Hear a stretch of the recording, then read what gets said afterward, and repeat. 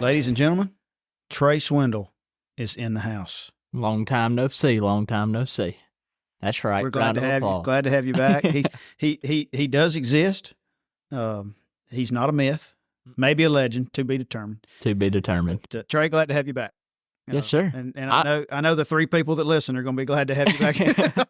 I'm excited to be back. I've missed it. I've been looking forward to getting it back started up and seeing all these tournaments that I've been out of town for and can't fish, of course, and all the weights. It's like, golly. Yeah, you run all over the place fishing these other lakes, and I mean, I get it because of your goal. Mm-hmm. But then you look at this, and there was like, freaking 50% of the damn field had 20% or 20 pounds or something in about everything here lately. I know.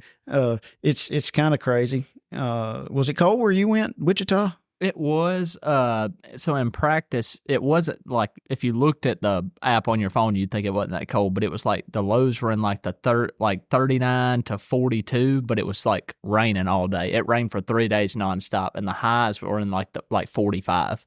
So it didn't warm up really all day, and it was like 40 degrees and raining, and I've never been that cold in my life for 3 days of practice. And then Tuesday and Wednesday, it warmed up to like 60, 65, and it was pretty nice. And then the final day, it dropped back down to 20 degrees. Did you take the dude shoes off and actually put on boots? Did you get cold enough to wear boots? Yeah, I did. Okay. I did. So I didn't wear dude shoes. Okay. I mean, I didn't know if they made dude boots yet or not. So I got dude wipes, dude shoes. I didn't know about dude boots. Well, they might. I just haven't been introduced to them yet. Oh, okay. So anyway, welcome to the Gunnersville Grassroots podcast. Trey is back. What is today? February 20th? Yep. February 20th. A couple days after the weekend where the Toyota series wound up last Friday. Then you had a ABA on Saturday that participation was probably hurt a little bit because the high was like 35 and the wind was 20 miles an hour. And guess what? It took 25 pounds to win it. Of course it did. Yeah. And then we had the Battle of the Brands tournament, which is the former Rattle Trap tournament, on Sunday. It was a balmy 23 or 4 that morning, I think. Now, when I went and tagged fish that afternoon, it was sunny with very little wind and about 50 and tolerable. Mm-hmm. Wasn't that bad. Now, if you'd have been out there all day, you'd still probably gained feeling in your toes about 2. Yep. They had 142 boats in that tournament, which is down. I don't know if that's because it was 23 that morning, if it was people hung over from the Toyota. You had an ABT out of town on that Saturday, and I seriously doubt anybody that fished Saturday, unless maybe they're your age or young and dumb or whatever, really wanted to go again because of the weather. I mean, talking with the director of that tournament, some people have expressed a concern that it's not the trap tournament anymore. Mm-hmm. So I did a little poll on the Bass and Big G Facebook deal last fall, maybe, kind of asking, hey, what's the deal with these single brand tournaments? What really attracts people to it? And the general consensus felt like it leveled the playing field. And I was really applying to frogs because there was, snag proof, what I don't even call it anymore, but Spro, those deals. And they're getting 200 and 250 boats in October or November, which is football season. And there's a lot of distractions there. Yeah. But the general consensus was it felt like it leveled the playing field. And some conversations I've had with people about that one feel like that they may have lost some because of that, because guess what? If you ain't scoping, you're hoping. Yep, literally. It's the world we live in now, isn't it? It dang sure is, sadly. Yeah, sadly. Yeah, so Trey and I were talking before I hit record, and Trey's almost 24, and now he's the old guy in this game. That's bad. That's really bad. What's that make me?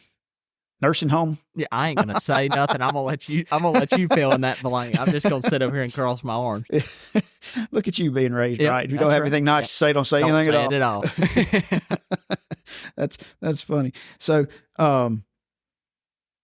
have you been on Gunnersville lately? Before Wichita or since Wichita? Or? I went one time right before we left. Me and my buddy Zach. He was staying with me. He's from New York, so in between tournaments, he stays at the house. And we went one day, which was on, I want to say it was that Tuesday before I left, and freaking crushed him. I hadn't been out there in 4 or 5 months, and it was just unreal. He caught one almost 9. It was like 878 on my Rapala scale. And the Rapala scale normally runs just a tad bit light, so it was probably pushing 9 on like a tournament scale. at least close, but he caught a giant. I think we had like 26 pounds in about 4 hours. Now, were you scoping or were you actually fishing? Well, I started to, just because what I'm doing, I'm trying to get better at it. As bad as I don't like it, I'm trying to get better at it. So we went and done it for like 2 hours, and I caught 3 crappie, and I looked over there in the grass, and I'm like, I could catch me one on a chatterbait. And we went over there in the first stretch. The first 5 bites we had on a chatterbait weighed like 18, and I'm like, all right, I'm not scoping no more. And then we fit through a chatterbait for 2 or 3 more hours, and I had 26 pounds. Yeah, and it depends on the day with that. It depends on the day, but which them scopers would probably beat me, over 2 or 3 days. But I'm like, if I can go catch me 26 pounds on a chatterbait, I ain't even turning my live scope on. Yeah. I just ain't going to do it. I believe it was Cal Lane. I missed it, but I heard somebody reference it. They said, yeah, I'm glad I can fish like a man over here. Because where was he at? They were at Sam Rayburn. Uh-huh. And he was using live scope some, but he was using bait casters. Mm-hmm.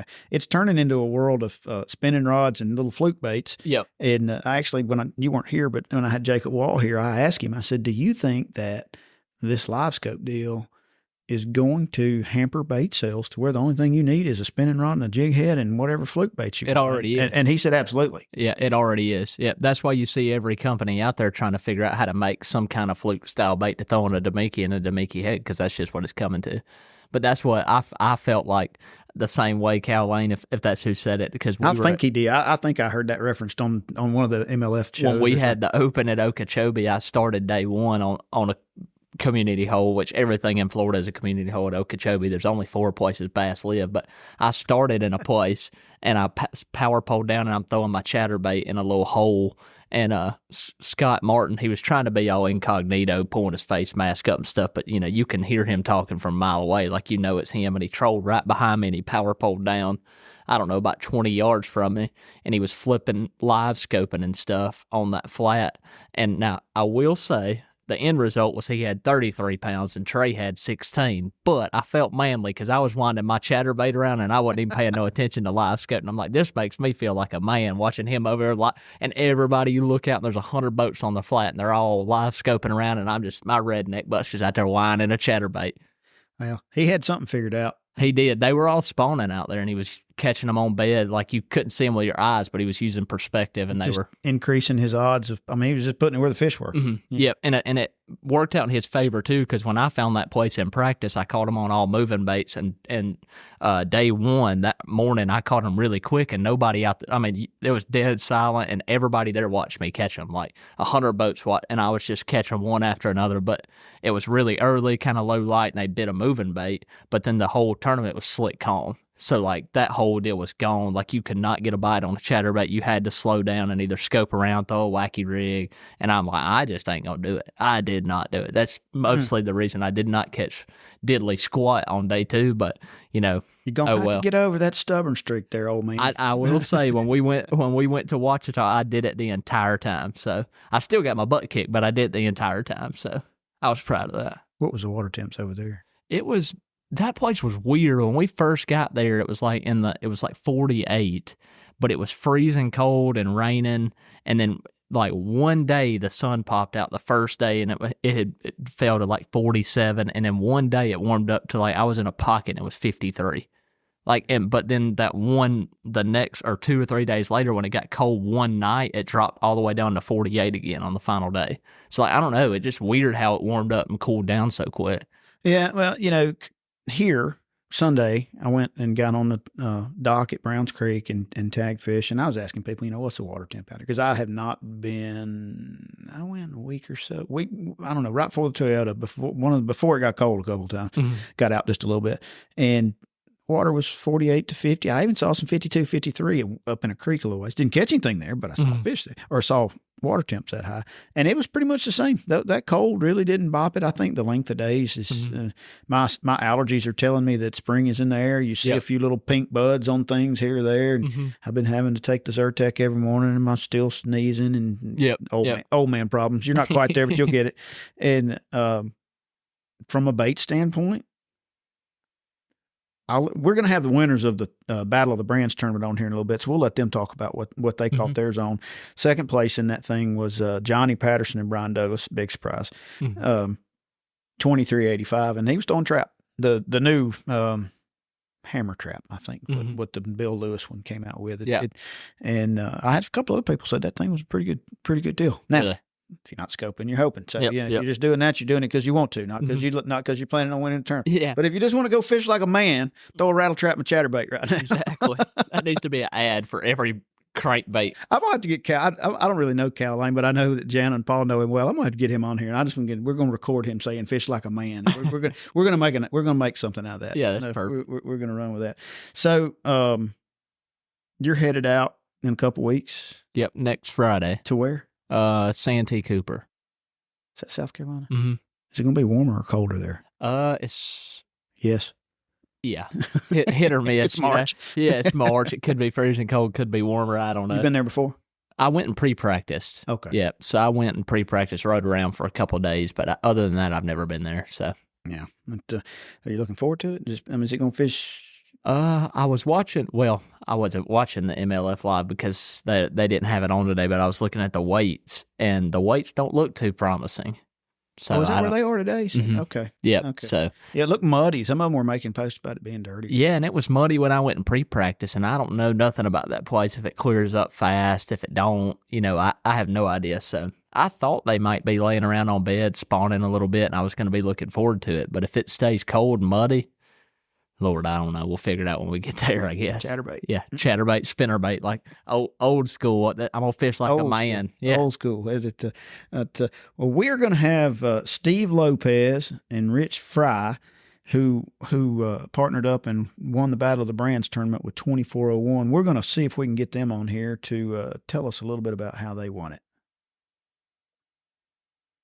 We've got Steve Lopez and Rich Frey on here. Steve and Rich partnered up and won the Battle of the Brands tournament, 142 boats, I think, this past Sunday. It was a little chilly that morning. Now, Steve, you're not local to Guntersville, is that correct? No, I'm not. I'm actually from Oconomowoc, Wisconsin. Oh, geez. Did you ice skate? Did you ice skate to get here? That's it. Yeah. The family and I actually live on the road, travel and fish full time. We rented our house last June and been traveling all over the country fishing. So we ended up here for the Toyota series, and last minute thing, we jumped in the Battle of the Brands. Oh, that's about 1 o'clock the day before. Well, I kind of figured you had kids with you when we talked yesterday. You said, "Hold on a minute, I got them all running around in the background over here," and I was like, "It doesn't matter. We're used to that." So you're traveling fishing. What all are you fishing? I fish the invitationals and I fish a bunch of Toyotas. Oh, okay, all right. So I fished the pro when it was the pro circuit. Then I went to the invitationals. Now it's the invitationals again. So this is my third year. Okay. Yeah. All right. Well, and you ended up, you ended up, what, in the 30 something out of 260 in the Toyota here? Yeah. And I ended up 33rd. Day one, I couldn't figure out how to get him to bite. And then day two, I kind of figured how to get him to bite. And it only lasted about 45 minutes till eelgrass blew in. So I had pretty much all my weight. Welcome to Guntersville. Yeah. It was fun. Yeah, really. For that 45 minutes, it was pretty cool. But I wish I would have figured it out a little sooner. Yeah, you could have had another day of it there. So the weights were, pretty tight. I mean, you were. Let's see if I have this on here. I just had that you were in the 30s. I don't think I had the weights. Yeah. And Rich, you ended up what, fourth in the co-angler side? I did. You did. Place. All right. So y'all both had pretty good weeks, and then you paired up. Then did y'all know each other? Did y'all fish together in the Toyota, or how did you know each other? Last year, so Toyota. Yeah, go ahead, Steve. Last year, Toyota. I blew my power head on my Mercury the last day of practice for the Toyota. Ouch. So my traveling partner, Derek Hudson. I was like, does anybody have a boat around here? I'm definitely not getting a power head by tomorrow with all the shortages on parts and everything like that. And he knew Rich, and Rich was nice enough to borrow me his boat for that event and invited me over to stay. And we've just become amazing friends since then. Oh, cool. All right. Yeah, that works out good. So you guys bested. It's kind of funny how the fishing industry brings people together like that. You know what? Oh no, there's a lot of truth to that. No, there really is. You make a lot of buddies that you didn't know you were going to make, no matter what you're playing in. So you guys jumped in the boat and decided to play in the Battle of the Brand Still. Tell us a little bit about your day. Obviously y'all had both been fishing for a week, so you knew a little bit about what was going on. So tell us a little bit about how you caught them, and you don't have to tell me where. I'm not going to ask. So just kind of what you were doing, traps, live scope, mixing it up a little bit, all of it. Just let us know. You want to go, or should I go, Rich? Well, I'm just going to mention, first of all, it was brutally cold. It's funny how not all from of Wisconsin these tournaments. It was cold. Well, so Steve's up there, and he's knocking ice out of his reel, dipping his rod down in the water, shaking it off. And, it's like every time we have one of these tournaments in February, it never fails, man. We'll have some beautiful weather. And then all of a sudden it's just like old man winter, man. He just rolls in, and it's like, gosh. So it started off cold. And with that, it started a little slow. Mm-hmm. Yeah, I think for the first hour and a half, we didn't get bit. We had an arsenal of baits that we could use, obviously, the Battle of the Brands. So we had to get close to what I was catching. I'm on day 2 for Guntersville for the Toyota. So we tried to mimic what we were using there. And we started off live scoping, and the fish are following my bait, and they won't eat it, and they're swiping at it and getting off. And I'm just telling Rich we just have to be patient. They're gonna get warm just like us, and they're gonna bite. And pretty much the same time as it happened on day 1 and 2, about 9 o'clock they started biting, and we boated a 2.5, and then a 5, and I think a 3.3, and then another 5, and I think we left our first spot with another 3-pounder or 280 or something like that, and we had 18.5 pounds by, I would say, 10:30 or so. So it happened pretty quick there. And we caught them on a variety of baits. I mean, I was live scoping a scope stick, and they were following it in pretty good. I caught a big one off of the scope stick made by Bill Lewis. And then Rich bought a couple, what were they? Mop jigs the night before? Yeah, those mop jigs, because I'm thinking, if we're going to scope, as a cuddle angler, that's a touchy subject, right? And that maybe that's for another podcast. But, I thought I don't really want to have to look at them in the back, so to speak. And so I thought I'm just going to drag something and see if I can make it happen. And I rigged up a jig, and sure enough, started catching a few fish on it. It wasn't like a jig bite. I mean, it was, it got fun for a while. That's good to know. You can fish like a man and catch one. We were joking about something Caroline said on TV about fishing like a man with a bait caster. I couldn't believe it. He threw it out there. I think it was the first cast, because I can see him. I was like, man, these can't all be drum.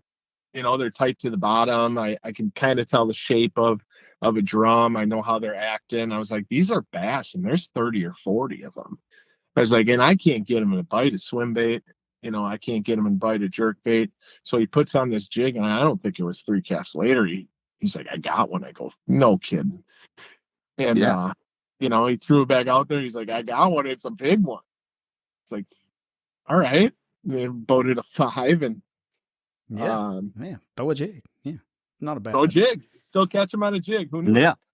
That's right. The Mickey rig or anything like that. And obviously we tried that. I'm not a huge, I'll throw a Demiki when it's needed, but if I can get away with something else, I will. So we left there at about 11 o'clock? Yeah, maybe 11:30-ish, something like that.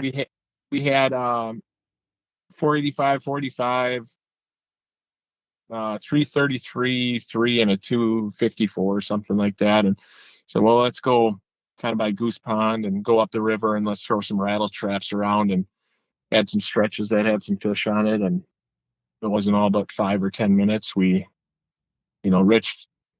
was like, well, now we're not getting live scoped. I got a shot here. And Rich put it to me in the back a little bit on a rattle trap. I was like, what is going on? He catches, what was your first one you caught? I think the first one was a 280, and then 4 or 5 casts later was a 354 or something like that, maybe.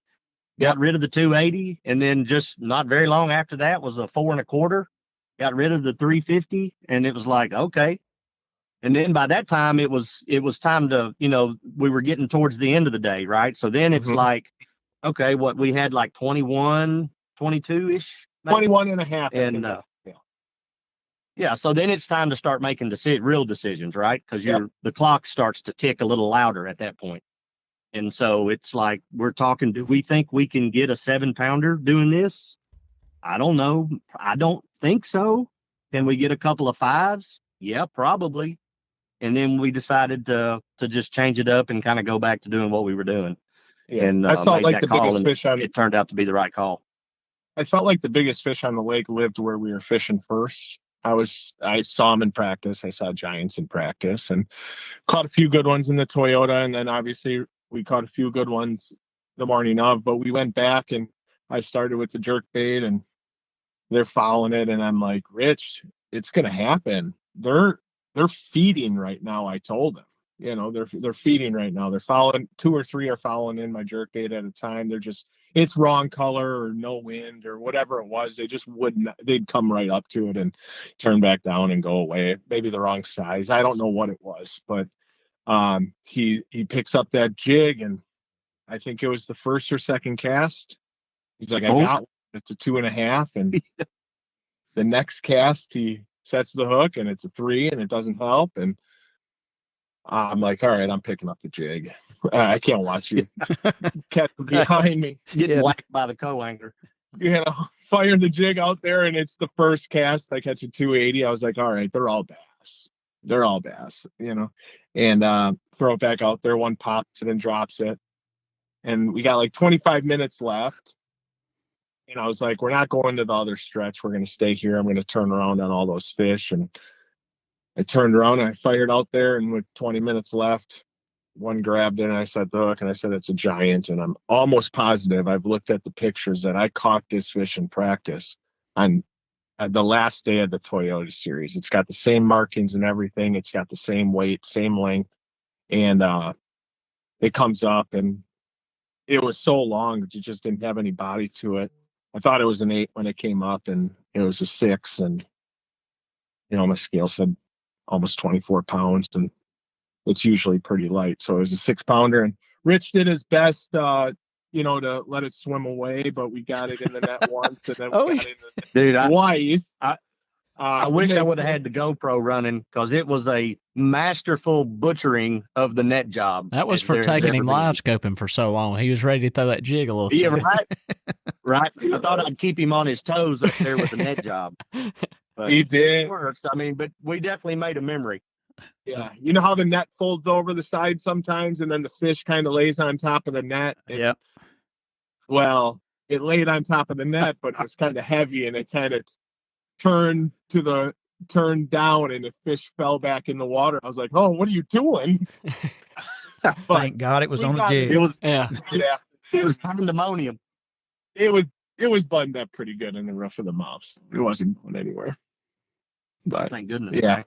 We got it in. We called out I think it was a 333 or something like that and gave us our weight. So we junk fished our weight from a jig to a rattle trap to a jerk bait all the way to 24. That's a pretty good little story. And, the good news is you got that one in the net, even though Rich tried to knock it off 2 or 3 times. So, oh yeah, it was so bad. So bad.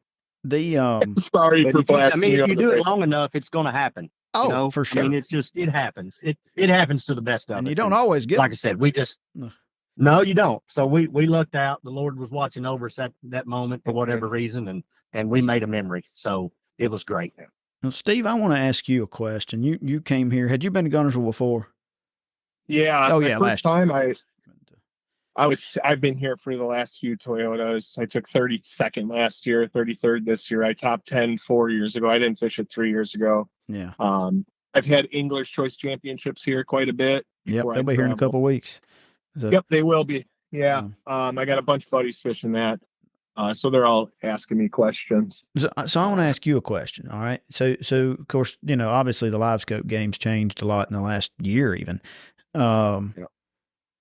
when you're catching these fish, is there a bunch of bait around, or are you just kind of finding the fish on the bottom in places, or suspended, or, a little bit about how you put that together? You're not getting bit if there's no bait. So whether it's in the grass or by causeway, by bridges, by what marinas, whatever it is, the live scope, or, I use active target too. So I'm with Lance. So my forward facing sonar is active target. If I'm not seeing bait, I mean, I don't know how many times I told Rich during that tournament, I was like, we're going to get bit. The bait's starting and we would get bit. There would be no bait for 50-yard stretches or whatever it was. Then there would be a lot of bait. You could see the gizzards moving. You can see the shad moving, whether it's 6 feet of water, 3 feet of water, or 30 feet of water. If you're not using it and turning it on to see at least bait, you're missing an opportunity to catch fish. So you weren't necessarily throwing at a spot. You've used the word stretch a few times. It was more of a 50, 100, whatever you are. I mean, not just sitting there throwing at one little stump or one little whatever. And are you fishing? You're not, well, obviously with a jig, you were fishing the bottom, but beforehand, you really weren't. You were up, right? Like you had it up in the water column. You were trying to get the fish to come to you. So, picking the grass with rattle traps, or, with the jerk bait, making them come out. Show them house and stuff like that. So, I mean, it's a tool. Obviously, it's been first, second, and third place in the Toyota series was one. Oh yeah, I mean. So were yours particularly deep, or I like I know a lot of those Toyota guys were fishing deeper, deeper. No, I mean I caught most of my fish in 12 feet or less. Okay, so there was grass around. There's grass around, rock, grass, everything. Yeah. So I think you can catch fish pretty much anywhere in Guntersville right now. It's an amazing fishery from. Oh yeah, I feel it's good right when now. I first came here, it was the best it's ever fished 8-9 years ago. At English Choice Championship, I think 58 pounds won the tournament, or 56 or something crazy. 2 days. Right? Yeah, right. 2 days. Yeah. A big weight, 30 pounds was winning day one. Maybe it was 52, but still 26 pounds, 27 pounds. There was just so many. I was in 44th place after day one with 21.5 pounds. It was fishing very similar to this. But this is the good old days. Yeah, the good old days. I've ever seen.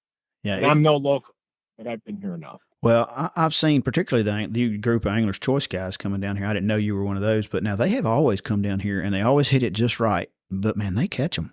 I mean, they do. They catch them, and they come down here and they spend a bunch of money too. So, I've had several of. I run the Bass Cash Bash here, which is the tag fish deal that runs March 1st till July 4th, and I've had several of those guys catch. I've joined it before. You have? Okay, yeah. I've had several of them catch them, and some were that guy that wasn't signed up, and some were not. So, but I've written quite a few checks. Illinois, Wisconsin, where I don't know where all y'all come from, but north of the Mason-Dixon line mainly. So, well, guys, that sounds like a pretty good day. Trey, it's a blast. You was just talking about live scope, and do you play with it in the grass any, or are you mostly offshore? I do, but if I throw a Demeke rig for one more day, I think I'm gonna start singing Taylor Swift. So I'm gonna go back to throwing my chatterbait around for a little while and take a break from that crap. Okay, there's just something good about being able to chunk and wind. You know it? Oh man, it just makes me feel manly nowadays. I feel like I can't do it without. At least you gotta, if you want to compete, you gotta do it. And I did it at where I just come from, but man, I do not like it. I'd way rather just go wind my chatterbait, my trap around. Well, that's right. Rich is closer to my age, 40 something, and so he's fished Guntersville the original way for a long time. Traps and chatterbaits or spinnerbaits or whatever, a speed worm, whatever it may be. So, Rich, one more thing I wanted to ask you before we let y'all go. You've recently gotten involved with a new project of sorts, and I just kind of wanted you to drop a little bit of that. You and I talked about it last week, but I hadn't had a chance to talk to Trey about it at all. But I wanted you to just bring that up a little bit and tell a little bit about what it was you were doing and how it got started. Well, man, I really appreciate you bringing that up because it's become very important to me, and it's fairly new to me. But I've got a partner, Micah McCreary. He and we've got a YouTube channel, and it's Truex Outdoors, and we've recently been picked up by a brand new national streaming television network. So if you have Roku, Amazon Fire, or Android TV, you can download the app. It's free. It's NGBN. That's National Grassroots Broadcasting Network. Apple stuff is coming. It's not ready yet. But this network is catered, I guess. The mission of the network is aimed towards men in their 40s, 50s, and 60s. And of course, other ages as well. But that's kind of the I guess the roster, right? We've got a lot of guys on the channel who are Hall of Fame baseball players, football players. We've got all kinds of podcasts, different men's health podcasts and shows. The CEO, Ian Hill, he has struggled in the past with mental health issues, specifically suicide. Okay, so his mission has become to create content and to give content creators a platform to host and post their content to try to help guys who may be struggling. This is something that I personally don't have any experience with, but what I've learned over the last few weeks is every hour there are roughly 145 guys who attempt to take their own life. And that is just mind blowing to know that there's that many people every hour that are struggling. And so what Truex is trying to do is we're trying to bring our outdoor experiences, hunting, fishing. Micah is a musician. He plays harmonica. He's been on the Grand Ole Opry. He's played with some older country bands. Shenandoah used to play some with Daryl Singletary. And Micah's a young guy. And so, the fact that he's kind of into that older genre of music is pretty cool. But we're trying to just highlight the outdoors, highlight the lifestyle, and perhaps do something, say something within our content that could potentially help somebody. If you've got a guy that's struggling and he's got a bottle in one hand and a pistol in the other, and he's watching TV and he's struggling and he sees something on there that somehow inspires him to put those down, even if it's just going to Walmart, grabbing a Zebco and going and sitting on a dock somewhere and just taking in the sunshine. The Lord has provided us a lot of blessings on this planet that we can take advantage of if we'll just reach out to him. And so that's what this network is. We're the only outdoor channel that's on the network, with opportunities coming to recruit. So we're hoping to grow this thing with other shows and podcasts so that we can take what it is that we love to do and perhaps introduce and inspire somebody that may be struggling somehow. Something we can say or do may help somebody.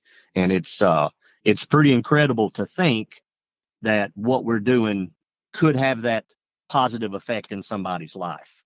So yeah, it's exciting. It's brand new. So it's, obviously YouTube and all this other stuff had to start somewhere, right? So we just kicked this thing off. Yesterday was the start of the third week of this launch. So if you can check it out, I think it's going to be great. It's growing every day. The response so far has been great, been overwhelming, and I just feel blessed and honored to be a part of it. So I appreciate you bringing that up. Oh, yeah. No, we talked about it for a while the other day. It's ngbn.tv, I believe, was the website. That's the website, and, yeah.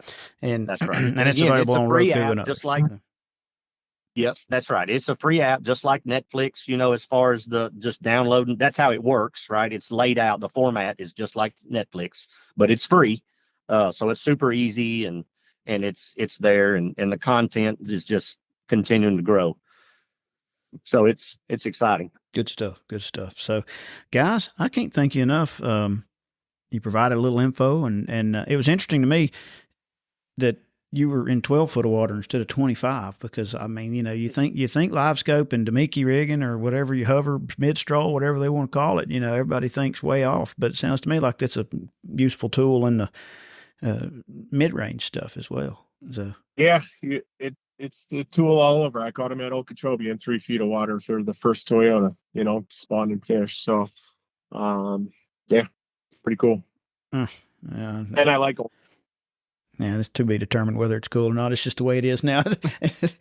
It is cool. I've watched them eat it, and I'm like, okay, that's neat, but I don't know. I stare at a screen during the week, and I'm like, I don't know if I want to look at one when I'm fishing all the time. So, well, guys, I can't thank y'all enough for taking a few minutes. Steve, best of luck on your next event, and Rich, we'll be in touch soon. All right, Pat. Thank you, buddy. Thanks, guys. Y'all have a good one. Good talking to you, man. Yes, sir. Bye. Well, Trey, you think they gave us any information that's useful? Well, I guess we need to use LiveScope. Yeah, that's a shocker. That's not the answer. That's not the way I was hoping that conversation would go. I was hoping they'd say, man, we're slinging around a trap, just catching them every cast. Should have called Johnny. Yeah. Johnny would have, well, I don't know about every cast, but I've tagged some fish at several different tournaments that he's been at lately, and he goes, man, I brought you just what you were looking for, 15, 17-inch fish. And the other day he goes, I finally didn't bring you the right ones. And I said, well, Johnny, it's about dadgum time, because it's not like him to have 3 or 4 tournaments in a row with 14 pounds. Yeah. He actually told me at the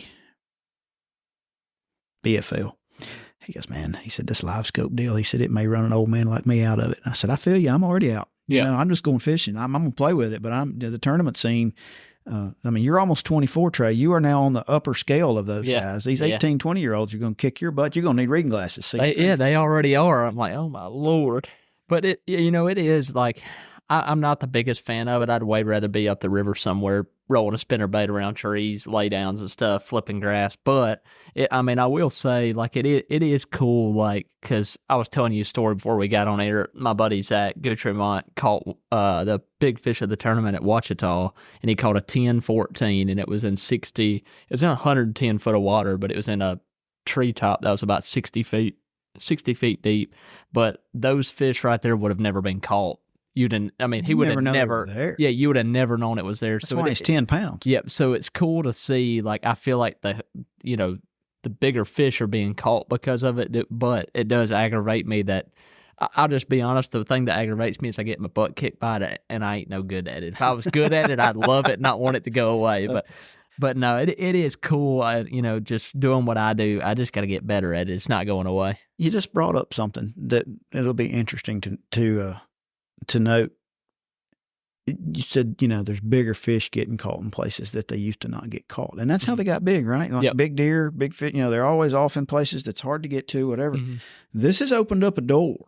And, these fish, like you're talking about, for example, on Gunnersville, they get caught sometimes in the week or two that they're up there getting ready to spawn or whatever. Mm-hmm. And a lot of them go back to the river, wherever it is they go. Yep. And in a few years, is it going to hurt that population of fish is tapped into and not left, unmolested, so to speak? Well, that's kind of, that's my worry. And I am not very smart. That's why I tried to choose to bass fish. But I do think, when you pull a fish like the caliber of fish that Zach caught out of 60 foot of water in a treetop, that fish, he goes from 60 foot of water to the surface, back down to 60 feet, back up to your boat and your live well for 4 hours until you weigh him in.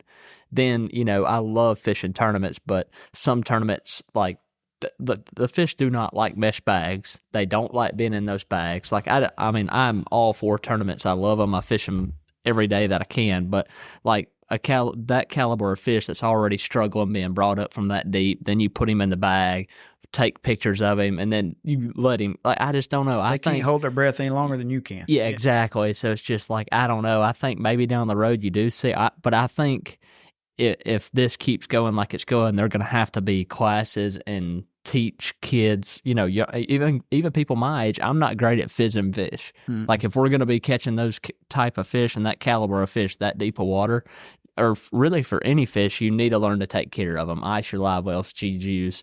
I got the fish lung system in my boat this year, but that doesn't mean you don't have to fizz them, right? So that they still need to be fizzed, fin clip, whatever you prefer. But there does need to be, I think when you're in high school, I think they should teach that. If you want to be on the fishing team, I think, like, the dad doing it in the boat is awesome, but I think you need to teach the kids, like, hey, because dad ain't going to be here when you get to college. There's a lot of them kids know more than the dads in those boats. Yep, but still, some of them, don't know. I mean, like, you need to teach kids what the recirc is, what it does, fill-in pump, what the difference is, because some of them don't know. Some of them don't know how to fizz. The dad might take care of the fish while they're still fishing. So I think that's something that needs to be addressed because, like you said, I don't know. I just love the sport of fishing. I don't want to see it, go downhill. One of a pet peeve of mine, and we could do a whole podcast on it, and we're long today anyway, but that's okay. You can take care of your fish all day long in your live well with your fish lung, which I've heard very positive things about, or whatever, and you can kill them in 5 minutes in a weigh bag. Yep. And because you're taking, particularly if you had a good day, you got a 10-pounder or 5-pounders or whatever, and you're putting them in just a few gallons of water, and 90% of the bags these days are black, mine included. With them, when I use the mesh inside, so I don't have to dump the water. That's a pet peeve, is people dumping the water and then they're toting their fish around talking to their buddies with them in the water. If you care about your fish, get them back in the daggum water or put some water on them, because they can't hold, they're holding their breath when you take them out of water. But it does not matter what efforts you put to them during the day to keep them alive. If you put them in a black bag, particularly in the summer, and you sit it down in the parking lot on 100-degree pavement. Yep.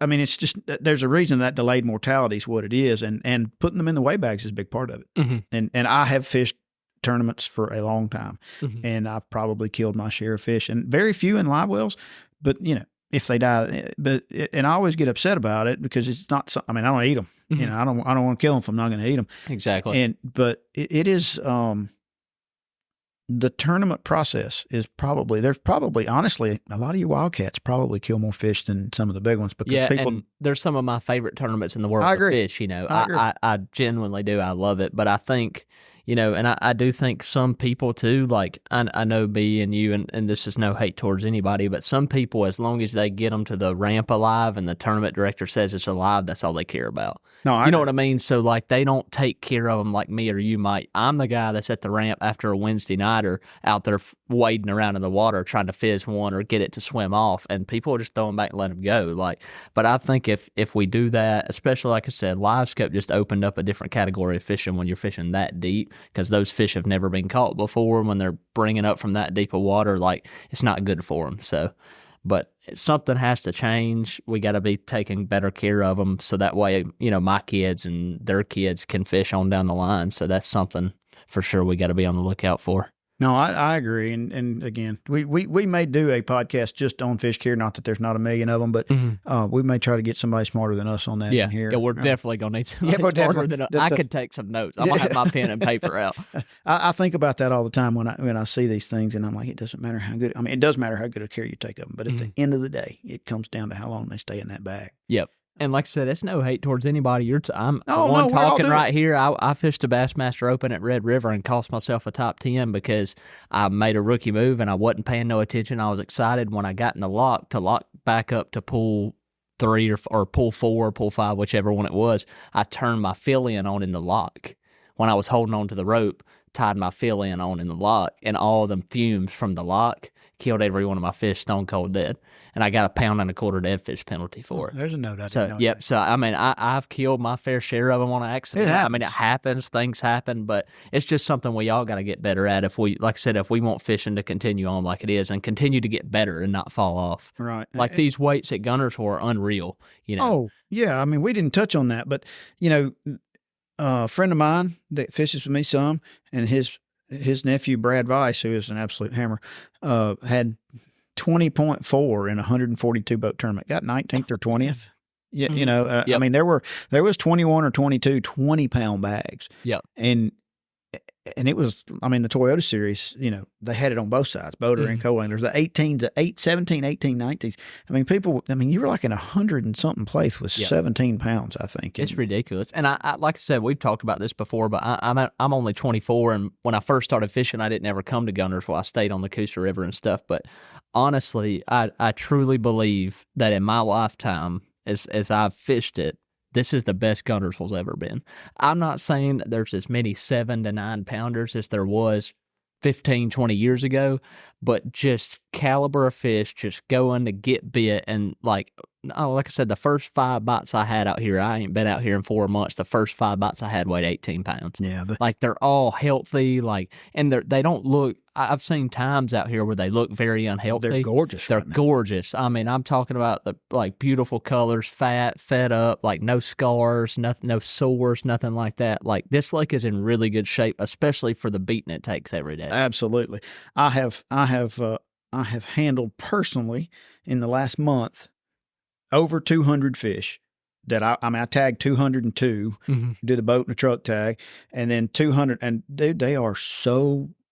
I tagged some spots. The spots are healthy, not the big spots, but man, I've seen some 4.5 pound spots in there. I mean, big spot. And I think LiveScope opened that window up a little bit more. But the fish looks great. The fish are biting. It's going to get better. You know, typical springtime baits, rattle trap, chatterbait, swim bait. Alabama rig was a big player. I think even in the Toyota, there was one old man said he burned a gallon of gas, never left side of Goose Pond all week, and was in the top 5 or 6, which is probably not LiveScoping. He's glad to know. You know, but it's just going to get better. And spring is in the air. Bass Cash Bash starts March 1st. Don't be that guy. Signed up. Yeah. It starts here March 1st. It's on the Coosa, Wilson, and Pickwick. By the way, the boat tag got caught in the ABT on Pickwick. I seen that.